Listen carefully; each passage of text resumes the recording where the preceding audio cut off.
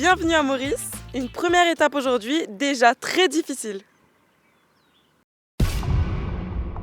Le Tour de Maurice s'élance du stade Angelic Open au nord de l'île. 83 coureurs sont au rendez-vous, venus de 19 pays et répartis dans 17 équipes. On trouve des Africains, des Européens, des Asiatiques et des Américains. Avec des profils de rouleurs ou de grimpeurs, le plateau est impressionnant.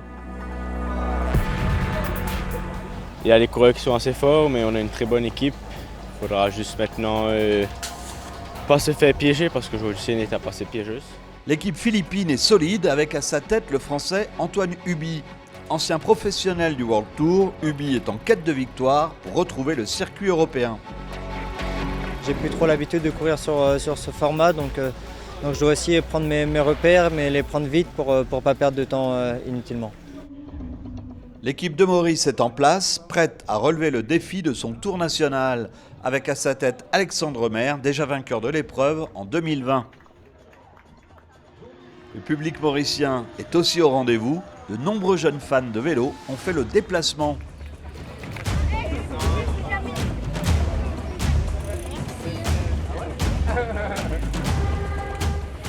Le départ est donné pour cette première étape qui est aussi la plus longue du tour avec 153 km de course.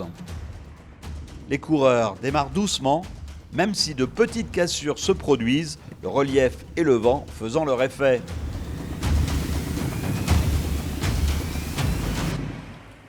Le premier sommet du jour se rapproche, une montée de 4 km sans à-coups avec une pente moyenne de 7%.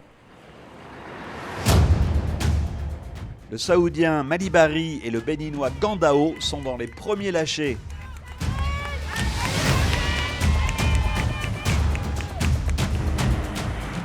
Au kilomètre 35, une échappée de 3 hommes se forme, le Hollandais Van der Merwe, le Belge Dedri et l'Ougandais Mugalou. Les 3 hommes se relaient et creusent l'écart. Le vent leur est favorable, leur avance monte à 2 minutes 45.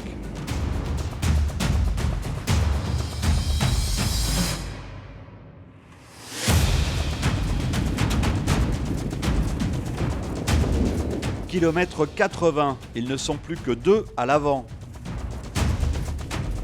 Le Réunionnais Tom Dedri a un coup de chaud. Il semble collé au bitume. Devant, le Hollandais Van der Merwe passe en tête la montée de Cluny devant l'Ougandais Mugalou. Le vent se lève et tourne en défaveur des échappés. Ils sont repris et 4 coureurs partent en contre, Desta l'Éthiopien, Vichfe le Hollandais, Deuerweiler le Français et l'Anglais Jobert. Kilomètre 139, les coureurs attaquent la descente dangereuse du Piton Plessis.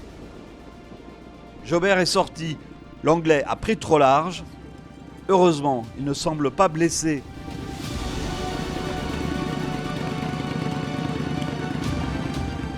James Robert repart plus motivé que jamais.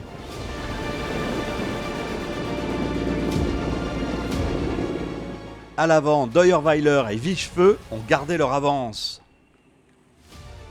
Les 2 coureurs attendent les derniers 150 mètres pour lancer leur sprint. Le Réunionnais Deuerweiler attaque le premier. Les 2 hommes sont au coude à coude, mais le Français paraît le plus puissant. Il gagne la première étape. Derrière, le peloton a explosé et les coureurs arrivent par grappe. L'Espagnol Lozano prend la 3e place. Pour moi, c'est mon premier tour. Et l'étape était bien dure, 150 km. Et je suis super content, je pensais pas du tout gagner. Guillaume Deuerweiler endosse le premier maillot jaune du tour.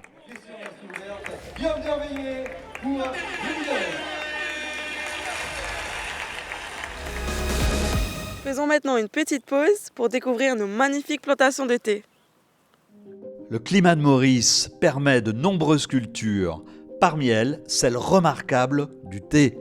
Le domaine de Bois-Chéri existe depuis 1892. On cultive le thé à Maurice depuis plus de 134 ans et les champs derrière moi, autour du lac, fait partie des premières plantations du Bois-Chéri.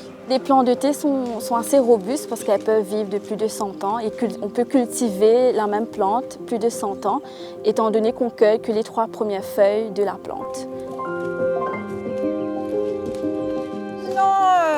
c'est pas tellement difficile. J'ai l'habitude, oui. Beaucoup fière. Je suis bien content de mon travail.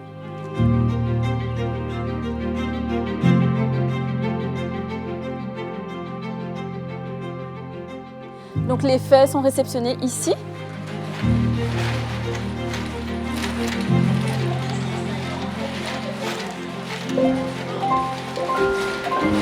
Donc, elles seront étalées et à l'aide d'air chaud, elles seront séchées pendant 24 heures. Donc par an, nous produisons au moins 600 tonnes de thé et 90% de notre thé sera consommé à Maurice.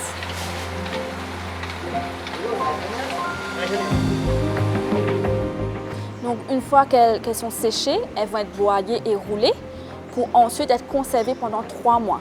C'est là où elle va vraiment créer ses arômes.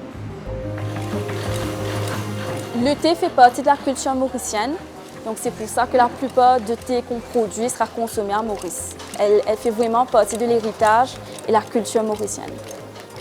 Donc entre la feuille, dans les champs jusqu'au sachet, ça prend au moins 3 mois.